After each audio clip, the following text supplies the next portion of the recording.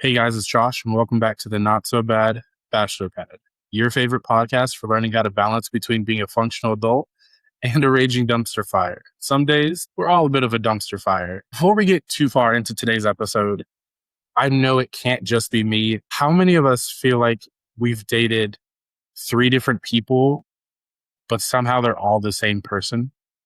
Or maybe it is me. Maybe I'm just a little delusional. The different circumstances, the different areas, the different times that you meet these people could be night and day, but somehow there's this underlying similarity that you just can't shake off. So I've started to wonder if it's not you because it's different people, then I guess it really must be me.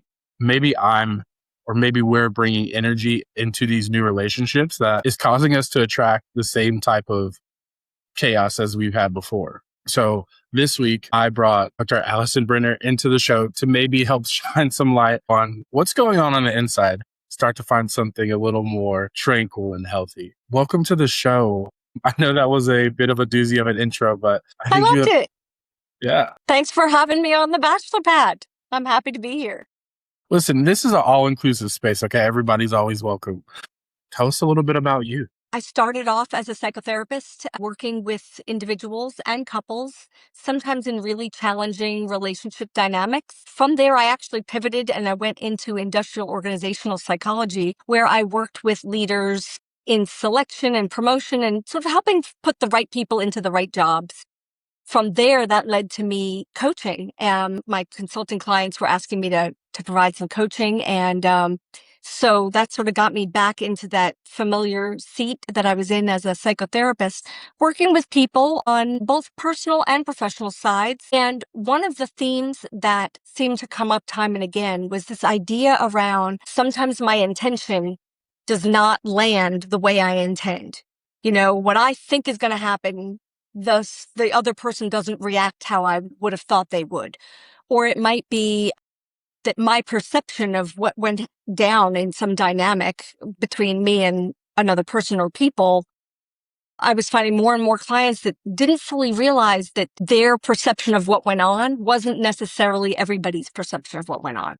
And so that kind of led me to dive deeper into this topic of self-awareness and other awareness and really distill into the question of what's it like to be on the other side of me. And from that's when I founded InnerVue, which is a human development technology platform that allows you to not only kind of have some self-reflection on 14 different areas that we know are relevant to success, both personally and professionally, but also be able to invite people from your sphere, like family, friends, colleagues, clients, mentors, maybe exes, that can all give feedback on what's it like to be in a relationship with you, so that you can start to see where there's maybe patterns of what gets in your way, as well as what maybe do you not give yourself enough credit for that is awesome about you that you kind of overlook and don't lean into. I love that idea because you're right. So often,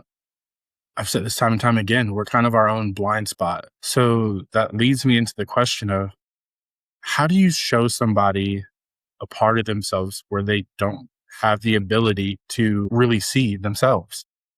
Yeah. You know, I get asked that question quite a bit. And I think one of the biggest things that people can do is model curiosity. So that's what is really required underneath it all, is for a person to get curious around how they show up. What is the impact that they had? What is the takeaway that somebody else had after leaving an engagement with them? And so we can't make people want to know how they, are experienced in the world, but we can model curiosity for our own selves to start demonstrating that style of thinking to maybe help inspire curiosity in someone else. I think we can all clearly identify other people's red flags, but we often miss our own. And so even just being able to talk about red flags or aspects that we see in somebody else and start to wonder, I wonder what other people see in me that maybe I'm the only one who doesn't know. That's a very fair point. Now, it's kind of my job here is to play devil's advocate, but I also believe in personal accountability. So before we get into the other three fingers that are pointing back at us, I have a real question. And that is, Why do you think that some of our friends or the people that we think are the closest to us don't, or maybe afraid to have these uncomfortable conversations of, hey, you're stepping in it right now, or you kind of have this trend, here's the data. Yeah. Well, that's the thing is generally speaking, they don't have the data. They have an opinion. One person's perspective is just an Yeah, opinion.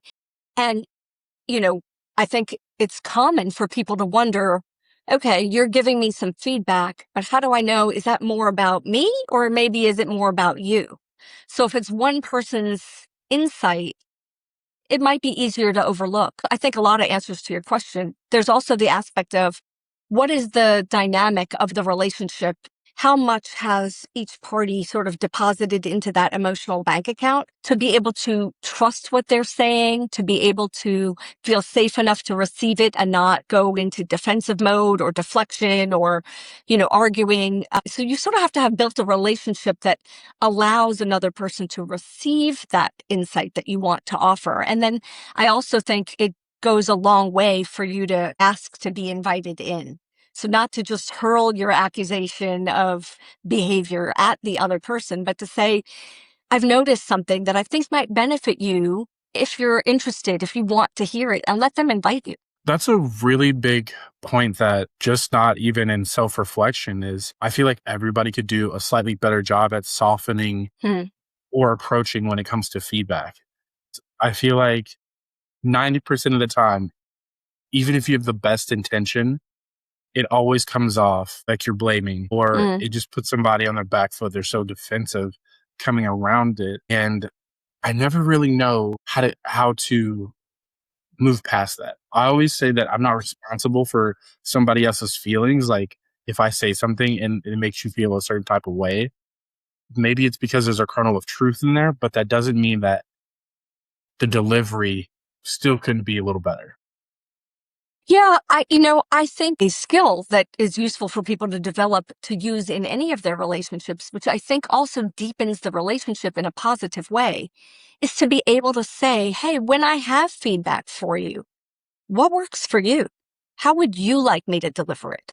Right? Because we all have childhood histories and family of origin stuff and teachers from school growing up or whatever that can make any one individual particularly sensitive to something that maybe five other people would be like, well, I don't care. And so when you're in a relationship and you want to give feedback, first I would say check in. Is this really in service of the other person? Or is this like a couched way of being able to make a dig because of some other reason? So make sure that it's in service of the other person first. But then I also recommend asking, like, how do you like to receive feedback? What works Yeah. better for you? Some people don't want to be confronted face to face, for example. Respecting that other person's like sort of autonomy to ask for it how they want it. I think that also goes back to the point you were talking about a little bit in the intro is the difference between honestly trying to give feedback and somebody's personal opinion on how you should be operating. And it's like, Yeah. well, once again, are you just trying to slight me or just bring up my mistake again? Or are you actually creating an opportunity for growth?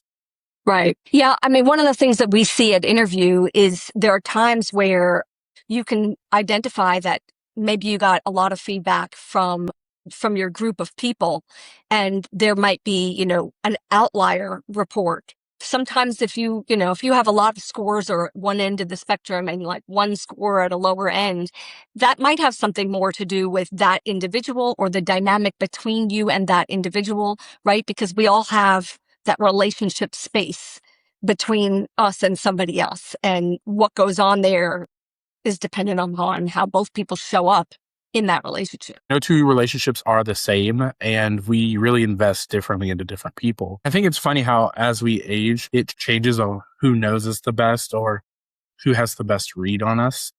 Mm, Because I feel like when it's younger, your parents know they're cranky, they're not in a good mood. They can just kind of tell like what's going on with their kid. And then as we get older, maybe it's our friends who really have the best read on us, our roommates. And then when we start having these serious romantic relationships, it shifts to our partners.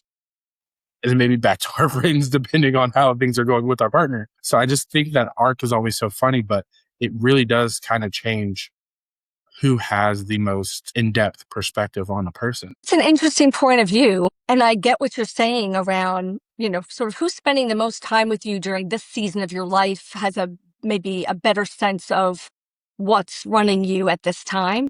I think I would also suggest that for the individual, whether it's a younger, early adulthood or middle adulthood or late adulthood, being able to get in touch with your values around how do you want to show up? How do you want to impact the world? What is the ripple effect that you want for yourself? I think one thing that comes up with my clients, both personal and professional, is this idea of when you're going to meet with somebody, whether it's a date or a business meeting, pausing to sort of preemptively think about what do I want their takeaway to be? Not just like I want to make the sale or I want to get her to say, yeah, I'll go out on a date with you, but like, how do I want them to think about who I was in that interaction? How did I show up? What was their experience of me? And I think that if people can get more clarity on their values around what they want the experience of them to be, there will be less variance across contexts of people that they experience at whatever the age. No, I'm with you. So often when we hear words like legacy or reputation, I feel like a lot of the descriptions or descriptors that we use or we hear are more physical things. It's never as introspective as how are they experiencing me? Like, I feel like there is a difference on how do I make you feel versus who am I? And I feel like with InnerVue, it's more of how am I presenting to you? How am I like really making you feel rather than defining me and some type of just external metrics, if that makes sense? It does make sense because it's not like a personality assessment where you get a box Right. at the end that Hmm. says you are a this code, Yeah. right? Yeah, it's not that. Across these different areas, it's like, how do you show up in communication? How do you show up in humility or authenticity or interpersonal effectiveness? It might be your composure or your time management, but it's all these different areas of how do the people who experience you the most experience you? And it's not to point fingers or blame. It's certainly not to shame. And it's not to say, here's a verdict, period. This is who or what you are at all. It's just to get feedback and look for the patterns of behavior. And you get to be the one to decide if this is the impact I'm having across 10 different people. Is it the impact I want to have? And if not, are there maybe little areas that I'd like to tweak and maybe, learn to turn up a skill? Maybe develop some more skills. Sometimes it's turning down a skill. Maybe you're overusing something and it isn't landing the way you had hoped. And so it's really just data. It's being able to know across contexts, how do I show up? How am I impacting? Where's the pattern lie? And is it what I imagined for myself? Because whether you know or not, it's still true. That is people's experience. Why be the only one who doesn't know? Honestly, this is another underrated take that I feel like people don't realize is I'm never one to say that I'm a perfect being.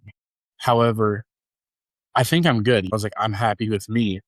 But one thing I don't think we take the extra step to be is, am I overusing some tools? If you always make the same joke every time you enter the room, it kind of loses its luster. It loses its punch. And you also don't want to take a sander to get rid of a hangnail. I was like, you can just take a file or a nail clip for that.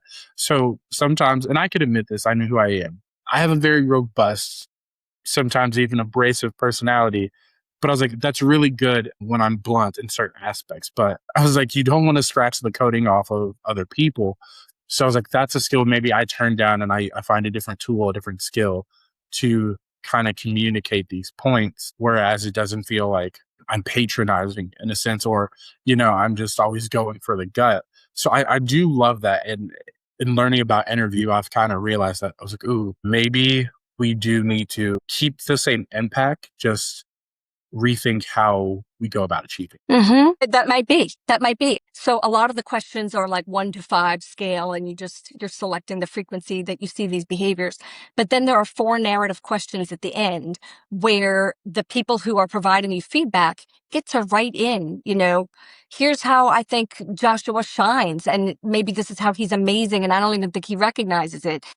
But the thing that I love about it is there's an AI feature that after you write whatever you want to say, however you want to say it, and you hit the AI refine button, it preserves the message of what you want to land, but it ensures that it is purely kind and constructive, and it removes the voice of whoever wrote it, right? So if it was written by your best friend and you know how he or she speaks, that's going to be gone. So you're sort of not caught up in, oh, who said this thing or who said that thing. But it does give the opportunity for people who care about you to say, dude, like, you do start with that first name joke. And it's like every Friday night when we hang out and we're all kind of tired of it. And it's a way to be able to convey more detailed nuances that can be done anonymously and constructively in a way that doesn't smash or, you know, cause trauma for the person receiving it, but also allows for people to share, like, there's some things going on that, aren't necessarily always caught by just a 1 to 5 scale. So I think those are great examples that you gave about how sometimes it might just be like learning a little bit about the nuances and shifting if it's meaningful to you. This doesn't go to your boss. It doesn't go to your spouse. It doesn't go to your HR department, right? It's data for you in whatever way suits you. And that's the big thing is we've all had those jobs or we've taken those surveys when we're part of a group that are like, it's anonymous. We just want to hear your feedback. But if it's a group of 5 people, is it really anonymous? I think you can easily was like, well, you rule yourself out. So there's only 4 other people. There were 4 responses. Obviously, I know it's from you guys. And sometimes we sugarcoat things or we're a little softer than we need to be. We feel like we can't really be honest. So I love that you address that you have that feature that allows people to just be candid, but then refine it in a way so that it still comes off as kind, because that's a huge thing for people. People don't want to feel excluded or they don't want to be villainized. So when they get certain bits of feedback or they hear how people think about them and it just feels super negative, I feel like they're more apt to kind of shut it out or shut down, one of the two. Yeah, no, I agree. I mean, and there's even research that shows that when you're able to get feedback and it is actually anonymous, which is unlike many of the sort of standard traditional 360s, you are more likely to sort of take it in when it's constructive and not harsh. You're more likely to be willing to consider it and to start thinking about how you might shift. Another thing about some of those other kinds of traditional styles that we see in the workplace is that they tend at the end to say, okay, go make some SMART goals and create what you want for yourself, right? But if you knew how to interrupt less or be a better listener or, maintain yourself when you're super frustrated, if you knew how, you already would. So make some SMART goals isn't always that helpful. And so that's where we actually give you resources with little things, 45-second videos and short worksheets where you can start practicing the skills just in the things that you care about so that you can show up the way you want to and know that your impact is aligned with your intention. No, that's massive. A lot of people have trouble going from step 1 to 2, and that's just because of tangibility. We try to stay away from a lot of specific terminology or jargon or just really abstract kind of chunky concepts because people have a hard time visualizing that. They can't just think, okay, I get it. Now let me go do it. I love how how you have it set up so that you have these short little tutorials to be like, here's what we're working on. Here's the application of it. Next step, apply that application. It's 1, 2, 3. It's pretty linear instead of go here and then go over the mountain and then down through the valley and you've had the pot of gold. I was like, what? No, I got lost somewhere in there. I was like, so I love how easy it Right. is to kind of just stick with it. Yeah. Yeah. I mean, that was the goal, was make it small, micro steps, make it bite size. The last thing anybody wants is to feel overwhelmed by learning new habits. Exactly. When something becomes too hard, too exhausting, or it's not really easy to acclimate into my day to day, you're not going to do it. That's why so many people don't go to the gym or quote unquote Right. eat healthy or do the other thousands of things that they say they're going to start doing, is because it's not easy to integrate. So when Yeah. you have a clear message that is easily integrated, I could see that percentage going up. And I think especially for people who get to the point where they're tired of, like you talked about in the beginning, sort of dating that same person, but with a different face, having that same pattern of relationship over and over again. And they get to the point where they're like, I just want to break free of this, but I don't know what I'm doing that makes me keep picking that same person. The people around you tend to have some ideas, and there's probably a whole host of reasons why they're not comfortable to just come out and be like, hey, let me tell you what's going on. And even if they did, you might go, yeah, that's your opinion, but look at your dating life or look at your relationship, right? Like all that gets in the way, whether it's dating, relationships, why I don't get the promotion or the job interview. At some point, people go, I wish I could know more about how I'm coming across in whatever area I don't know that's getting me in my way and keeping me stuck. No, let's actually spend a little bit of time there because we have these ideas of ourselves, or there are certain adjectives that we like to be associated with. And as I've been going and taking more management classes and like being more involved in management in some aspects, I've kind of learned that intent versus impact are two completely different things. You intend to be likable, you intend to be easygoing, but how does that translate to other people? So I stopped using words like easygoing and independent and direct because I feel like sometimes when trying to personify those things, instead of people thinking I'm easygoing, they think I'm just being avoidant. Mm, Or when I'm, direct, I'm abrasive or too blunt. Independent is just like I'm not available. I'm not like emotionally present. And I was like, mm, that's kind of the complete opposite of what I'm going for. So I was like, okay, let's really think, not just like you said, like even though my intent was to be easier to be around or communicate with, the impact of that was falling short. hmm And how could you know? How, without seeking feedback, without being curious, how could you know? Yes, for some people, they'll pick up context clues, but Tasha Eurich did research on self awareness. And what she found was that 95% of people think they're self aware, and only 10 to 15% of them actually are. So we all think, oh, I pick up on context clues, but apparently we're not all that good at it. It's like, listen, I said I'd pick up on them. I didn't say I pick up on all of them, but I got at least two or three. No, that's actually a crazy statistic. We all think that we pay attention to everything, we catch everything. We're just the most empathic people. But realistically, I was like, now hearing that we're only picking up that 15% max, if we're good, if we're trained and we're like on our P's and Q's, Yeah. that's so much. I'm just thinking about how much life 85% of, what's the other Yeah. 85% life? That's why I was like, I would love to see a documentary or a biopic on my life. She was like, I remember a few great moments. Like we have that highlight reel, but I would love to see it from like the outside lens or like other people's Right. perspective, because you're like, whoa, are you sure this is what happened? Because I remember this being pretty great. And they're like, no, you guys definitely were just a bunch of little turds, little brats. And I was like, wow, I am so sorry. Isn't that funny? I mean, I think part of it too is like a lot of us just sort of go through life on autopilot. And we might think we pick up good context clues when we're observing everybody else's behavior, Mhm. right? We see that bad thing that, he did or what she said, and we're aware of all that dynamic going on out there, but we don't necessarily tend to go inward and think about how is this thing I'm saying going to land on that person? Do I think about, am I coming across as coarse? Is this more coming from, I'm frustrated because you didn't stop at the market on the way home?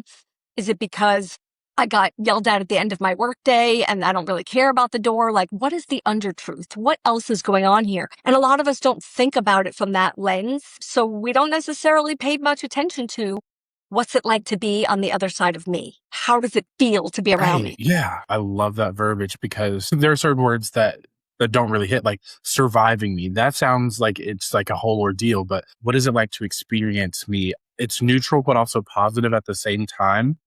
Hmm.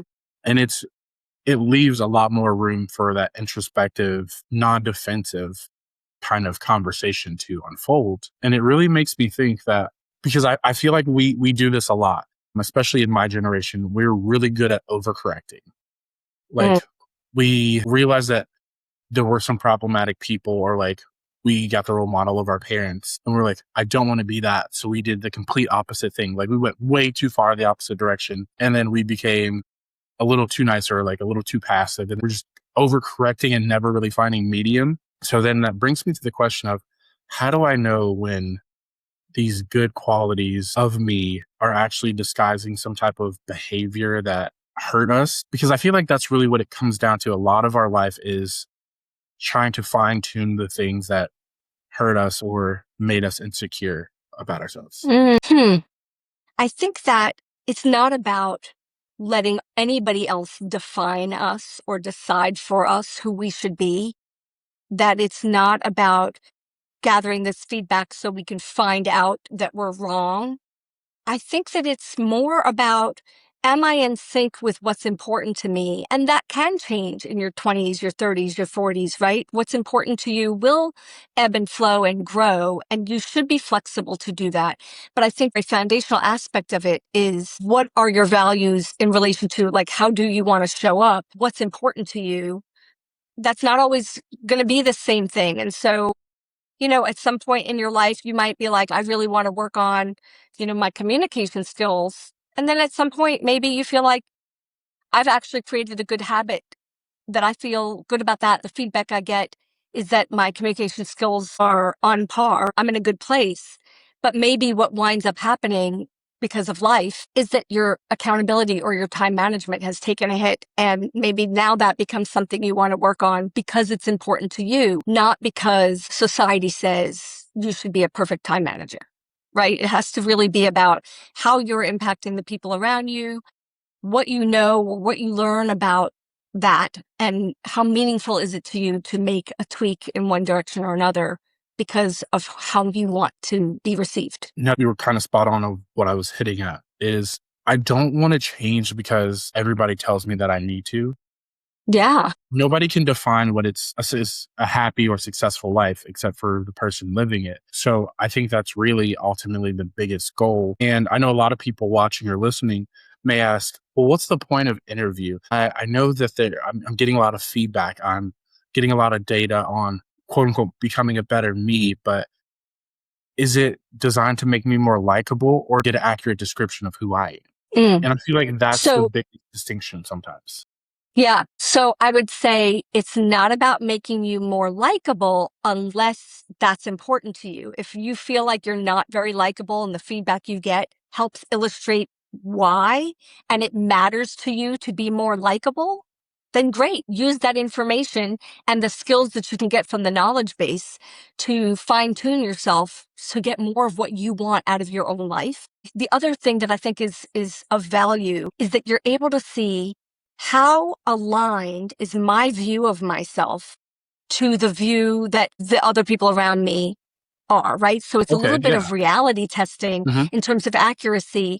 If my self scores are significantly gapped from the scores of people around me, that's something important for me to know. How come how I see it is so off from how other people see it?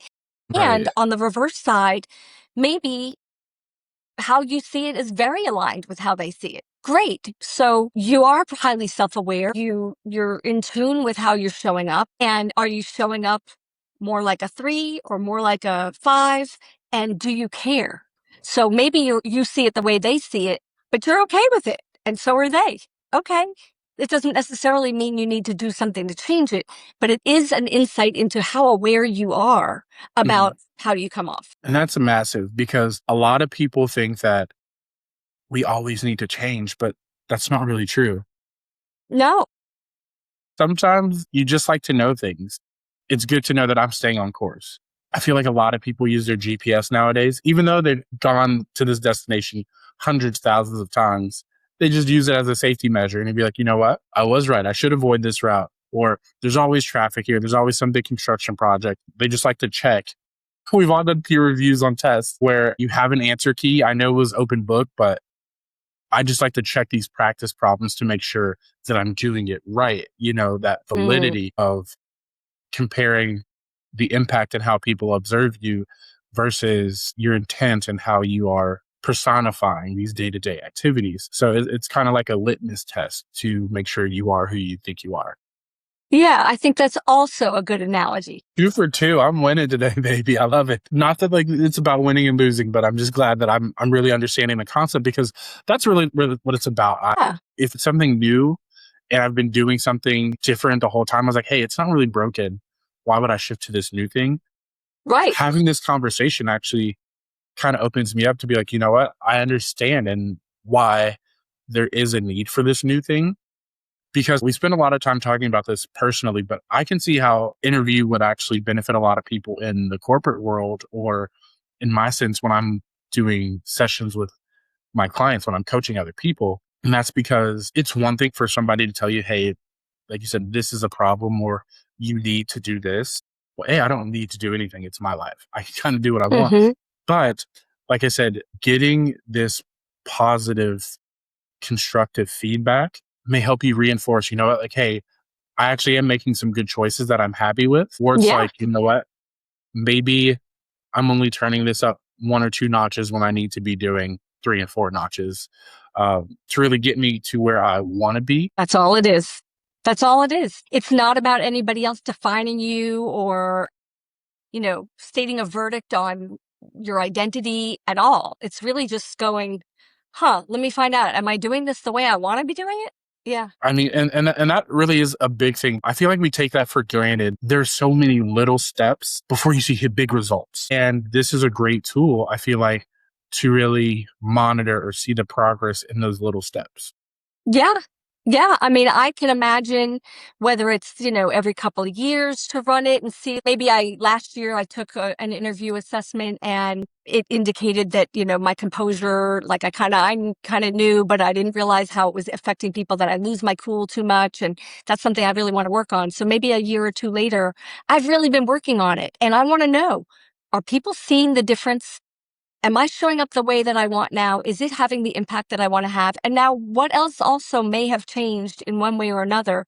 Because that might be the next thing that I work on.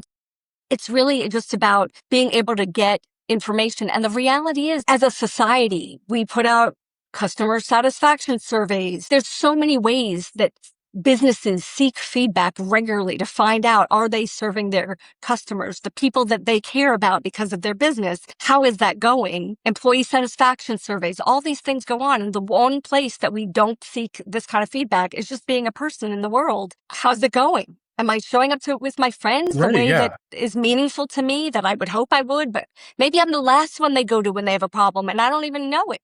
And that's another great point that you brought up is, or that made me think of this point. And that is a lot of the time when we give those satisfaction surveys, it's always at the end of the service. It's never really an in progress thing. Mm. Whereas life only has one real endpoint, and that's when you come to the end of yours. So it's a little too late to change or do No anything point then. then. Yeah. So I love that this is kind of like an in progress thing because so often we are reflexive instead of being proactive.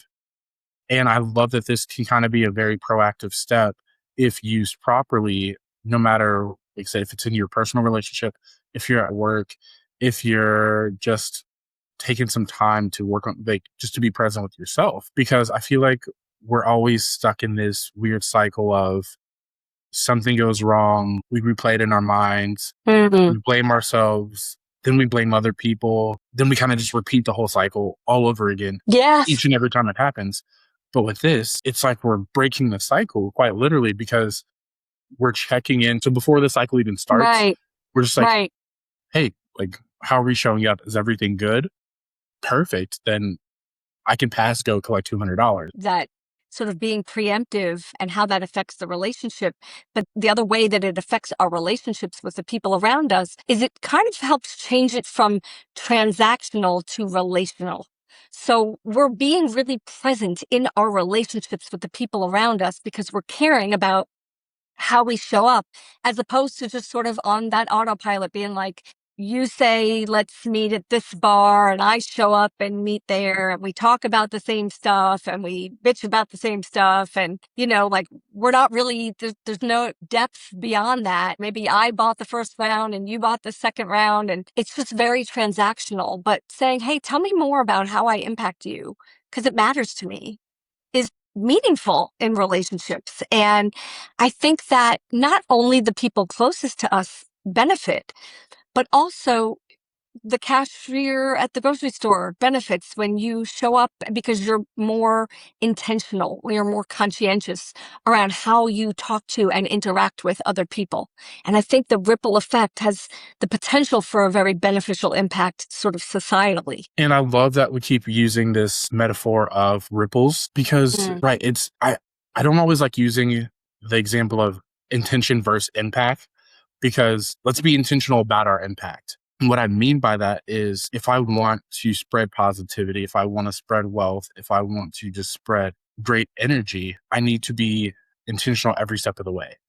I can't just be like, well, when I go here, I'm going to be super positive. Or when I go here, Right? I'm just going to be a yes man. You can't show up. It comes back to your values. Like who do Yeah. you want to be? And that's Right. not going to be like, I'll curse out my mother, but I'll be really sweet to my colleagues at the office, right? Like, who do you want to be? And to your point, like, if you want to be somebody who is about abundance, who creates abundance, whether that's in joy or fulfillment or gratitude or wealth or whatever it is, that has to be who you be. It can't just be like, I turn that on occasionally, but I'm faking it, you know? Like some type of character almost. Yeah. You know, you just want this to be like uniformly who I am. I think some people think it's a compliment, or no, it's not. Let me not add context to it. I had a conversation the other day with one of my friends. It was right after I had a conversation with my brother. I think these two people both know me very well. And I always feel very authentic when I'm with them.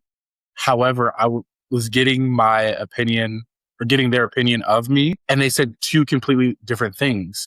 Neither one was bad, but I was like, the fact that they're so different, what does that really tell me? It could be context, right? So maybe it's the context that they've experienced you related to this topic. And it also could be something to do with the relationship with that other person. So your brother, maybe because of how you know him, because of how you think of him, you turn up or turn down an aspect of yourself differently than you do with your friend, which is just only worth your reflection, not to dwell on, not to ruminate on, but just to say, if I have the skills to be a really good empathetic listener when my brother called me with that problem, but I'm like, dude, and I kind of blow off my friend, I have the skills. Why am I not offering it to that person? It's an opportunity to just say, are there areas where I maybe don't bring my full self to relationships that I would want to? And it all comes back down to, what are your values? What do you want for those relationships? And are you in line with how you want to be? And if you don't care to be more than transactional with somebody down the block, you don't have to. There's no judge and jury looking. It's just getting to know. That's a really great point because you're right. We kind of mentioned this earlier, is the point of this feedback isn't to say you're right or wrong. It isn't to say, here's what you need to change. It's just, that's right. This is what it is. Exactly. Right? Exactly. This is just what it is. This is the experience, the people around you. These are the patterns that are seen and surfaced. Do what you want with it. Like I said, it seems like such a great tool because sometimes we're always afraid that our friends or our family or whoever's closest to us loves us too much, or they just care too much to tell us the truth. But the truth doesn't always have to be scary or a bad thing. If anything, no, sometimes it's a great thing. Exactly. Yeah. It can just invite us to be more authentic, to just reinforce those values that we are holding dear. And it also goes to show you that your personality isn't just two-dimensional. There are just layers to it. And that's also important because even though, like we just mentioned earlier, you want to be uniform when you show up, that doesn't mean that you have to become a flat character, that you can still have all that depth. You're just like, it's really about helping you recognize that you have those skills. You use them in other areas. And if they matter to you, you can use them here too. But just, you were saying about how the skills could be good. I've seen for some people, like it really enhances their self-esteem or their ability to show up and maybe not be a wallflower. Maybe they didn't think they were very funny, but their humor scores from the people who know them were really high. And they're like, I didn't know that I'm so funny. Now I sort of hold myself a little differently. And I'm maybe more comfortable walking to a party with people I don't know because I'm actually funnier than I thought. And so things like that happen all the time where Mhm. people will discover that others see strengths in them that they didn't give themselves credit for, Yeah. but it really makes an impact in their self-assuredness when they go out into the world. I also love this because one of my catchphrases or one of the principles in my coaching course is leaning into that awkward thing that makes you great. Mm, And this could also be another tool to help. Some people are like, I love that because I'm kind of weird, but I don't know like what brand of weird I am. This could help yeah. illustrate, hey, here's that quirky thing about me that people actually find endearing or that they like, that they're drawn to. Yes. Let me lean into that and kind of like build around that or build upon that. So, like I said, I just see so many benefits to this interview. I can't wait for more people to start taking it and just across the board because, like I said, I can't think of any aspect of life where it would be beneficial. Appreciate that. And I will say, like, particularly for coaches, we've been having more and more interest from matchmakers, dating coaches, as well as just other kinds of regular coaches, because it allows not only for the client to see something that isn't just coming from their coach saying, hey, something I've noticed, and it's that one person's opinion. There's actually data on it, but also it allows just the ability to kind of go deeper, faster with the matchmakers and the dating coaches. Not only does it help them sort of make better matches for their clients, but it helps coach them more specifically into like how to stop doing the behaviors that have made the last several dates unsuccessful. Like it might not be the match, it might be the behaviors that are coming out. And so not only is it great for individuals who just want to know, but also for practitioners who work with clients and can say, hey, let's get more information. And then we can spend a lot of time in our sessions sort of diving in more deeply into how this manifests and how it impacts you and what you want from it and where you want to go. I just think it's a great tool from that perspective as well. But thank you for the accolades. Of course. Last thing I'm going to say about this, because you can kind of invite whoever you want to take it. It's not like it's a set group of people or like it has to Mm, be just this group and not this group. Once again, I'm weird. I know I'm weird. I have a great relationship with most of my ex-girlfriends or my ex-partners. And that's because I tried to be a good partner in our relationship, even though it might not have worked mm, out. And then after it was over or the romantic part was over, I still tried to invest and I tried to build that relationship. So for me, I don't mind getting feedback from my exes because they know they've experienced what it's like to date me and they mm-hmm, can kind of give an honest evaluation. But some people, I feel like if we asked your ex, your best friend, and your coworker, mm, what's like the hardest thing about being around you is, I don't know if they would really want the answer, but I know they're curious about it because they're afraid of how it's going to come across. But they don't have to worry about that when they use interview because even if you had a very spicy ex or you have a very descriptive brother, mm-hmm. once that refined feature kind of kicks in, you're just getting that Yes. honest feedback. You're just getting that honest feedback in a little warmer tone Yeah. Yeah. from the But you bring people up a who you great really want point. to listen. I'm glad that you mentioned this aspect of like, who do you invite? Is it this group? Is it that group? I had a client once who worked in an environment where like, he invited people from his personal life and his family and friends and all that. But from his workplace, he invited like, I don't know, a couple of coworkers and a supervisor, I think. But there were several people in his workplace that he worked with literally every day for the last year. But because he sort of saw them as like adjacent and maybe a little on the less than, like not on par with his role, he didn't invite them to provide feedback. And not too long after he had generated his report, there was a big blow up with this small group of people where they were really dissatisfied with him personally or professionally in some manner. There was something that was going on. He never got to know that. And it was brewing. Had they had the opportunity to give that feedback, he could have course corrected sort of before the blow up happened. And so I always say it's not about inviting the people who know you best. It is about inviting the people who experience you the most. Sometimes we have people around us who experience us regularly and they see stuff.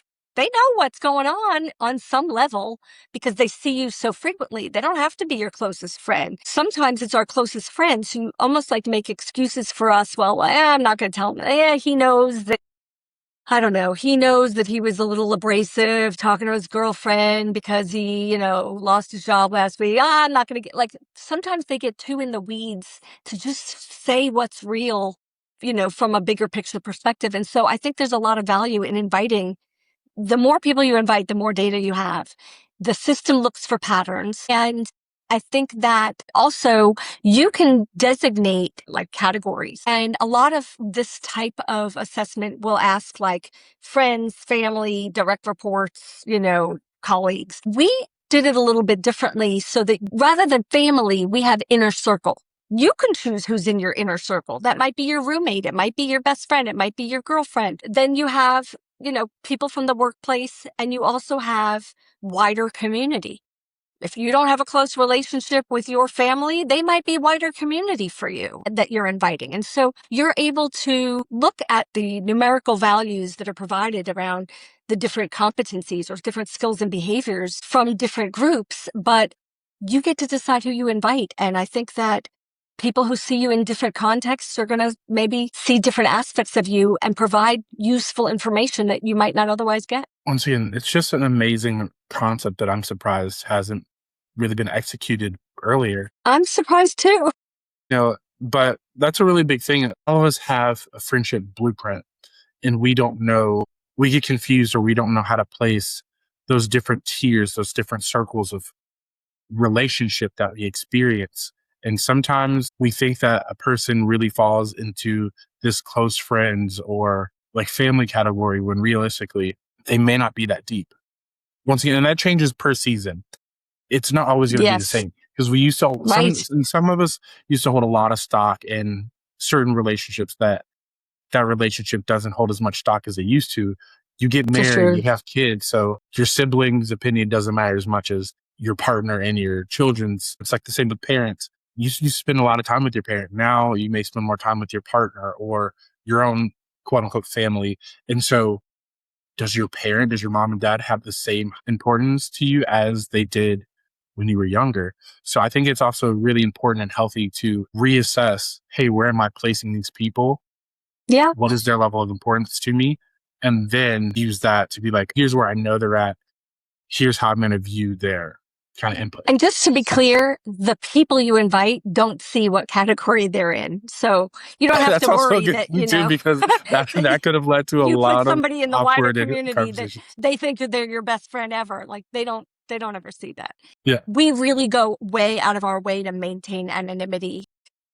If you had a category of, I don't know, let's say wider community, and you invited 5 people from that, but only 2 responded, it's going to move into an other, we go out of our way with the technology to make sure that nobody gets revealed by being in a small group so that we can maintain anonymity and help people feel safe to be honest in sharing perspective and honest and comfortable in receiving it as well. Okay. I know you've talked about this program so much, but I always have to ask you, it's like writing a book or just creating a thing. What is a really cool feature or a really interesting thing that people just don't know about InnerVue? I guess what I would say is the technology for InnerVue, we basically decided a year ago that we needed to build the tech ourselves. I had first partnered with a platform that existed and I wrote the content. So once we built the tech ourselves, it took, of course, like all tech, way longer than we expected it to. And it really just came out in February. So we ran beta, we ran, lots of people through it. And, we had a company and their employees went through it. And we polished and refined and updated the website and all that stuff. So in terms of what's something that people don't know about InnerVue, it's probably InnerVue and that it exists because it hasn't been around that long yet. We're still pretty new to market. And so, I think the website redesign came out great. I think there's a lot of detailed information, whether you're wanting to find a relationship, or if you're a couple in a relationship, if you're in a season of your life where you're struggling with career or, leadership, there's pages for you to help you see, is this going to resonate for me? Is this going to make sense for me? And so I invite everybody to check it out. I am double inviting everybody to check it out. I was actually really excited. Like, the website is so smooth, so seamless, so easy to use. Even a caveman can use it. Because it really is. Everything's just organized beautifully. It's color coded. It's linear in like your thought process. I actually showed it to a couple of my coworkers today because I was thinking about testing it out and like having them do it on me. I would love to give you a coupon code for you to share with your listeners so they can go to InnerVue and get 20% off the published price just because they are your audience. If that's okay with you, I'd love to give you a code. Listen, I don't know about the rest of the people in the Not So Bad fam, but I love free stuff. I love discounted. I love a good coupon. So we will gladly take that because once Okay. again, this is something I believe in wholeheartedly. Yeah. Thank you. Thank you. I really do appreciate the acknowledgement, like the affirmation, the validation, the support. Like I said, very new company, and I've been in the field for almost 30 years, but I'm not or have never been a, tech company executive. Like, it's weird that this is what I'm doing, but I really do feel passionately that this is a positive for people. And I really do believe that a lot of people secretly I wonder what other people think of me. Like, I wonder how they see me. I wonder how I Yeah. affect the people around me. And this is a way you get to find out all by yourself. If you want some support, there's coaching for you, but we're not broadcasting it on your social media. Nobody's going to know but you. Right. It's not like one of those branded INJFB personality types that you can throw in your different Right. profiles. This is really something that's curated just for you, just for Yeah. you. It'll benefit other people potentially, but this really is Any just for work you you. do on yourself, anything that you do to shore Mhm. up, helping impact people a little bit kinder, a little bit sweeter, a little bit stronger, whatever it is that people are wanting from you, to the degree that you tweak a little, yeah, you're doing it for them and you. What a gift for the people around you who, maybe think you have a temper and you work on your temper because they've been able to give you feedback. What a gift that is. Alrighty, guys, if this conversation has you wondering what people, especially the people closest to you, really think, how they feel about you, how they experience you, I mean, don't just sit there and spend all day lost in thought. Let's take the first step. I mean, we've given you a coupon code. So, what other incentive is there besides becoming a better you, being that 1% better that we always try to be? Go check out InnerVue. You can take the self assessment in the comfort of your own home or at work, wherever you want to, wherever you feel the most connected. You can invite me. You can invite your best friend, your ex, your current lover. You can invite whoever you want, and you can keep it as private as you want. But really, just take the assessment. Just remember, there's questions like, in what types of situations does Josh tend to bring out his best self? You can Yes. get feedback like that from people too. Like, in where do you maybe slip into unhelpful behaviors, but in what areas do you, bring out a side of yourself where maybe you consistently show up, or maybe where your patterns have a really positive impact? Like, you get to know all that too. It's really not something to be scared of. It just takes having the will to find out. And it's like 10 or 15 minutes for you and for anyone you invite. Once you load their information in the system does the rest. It sends the invites, it sends the reminders, and it even incentivizes we call them viewers, your participants, Okay. to get it done within 72 hours. If you get it done within the first 3 days, they get to choose a reward, either with ClassPass or with in-kind. So there's opportunities for them to get a little more benefit. The viewers get to get free stuff. Once again, more incentive. And honestly, this is where the real growth starts to happen. It's not necessarily scary, but being a little uncomfortable and then getting this feedback, that's really what's going to have the biggest impact on you. And that's why we do what we do. So, yeah. The discomfort comes so much from not knowing. And once you know and you go, oh, this is what it is, you're actually so much more comfortable you can like relax. You're not walking around feeling like, what do people think of me, in a way that maybe sometimes makes you uncomfortable. Knowledge is power. Getting the information, just getting to know, it sort of takes an edge off in a good way. So, yeah. Remember, you can't fix a pattern that you don't see. So this is the first step. This is a great step in order to just really finding out not just who you are, but how everybody experiences you. It is so kind of you to have me on. Thank you very much for chatting with me today. Of course, guys, I love all of you. Don't forget to go check out InnerVue on their website or wherever else, just to see like, hey, I'm not biased. See what everybody else is saying about it, even though it's still kind of new. There's plenty of great testimonial out there. We're excited to, even if you don't tell us, even if you do, leave a like saying, hey, I signed up. I did my assessment. I would love that. So with the algorithm. But until next week, I will see all of you amazing bachelors, bachelorettes, and partner people for an all new episode of the Not So Bad Bachelor Pad. See you guys.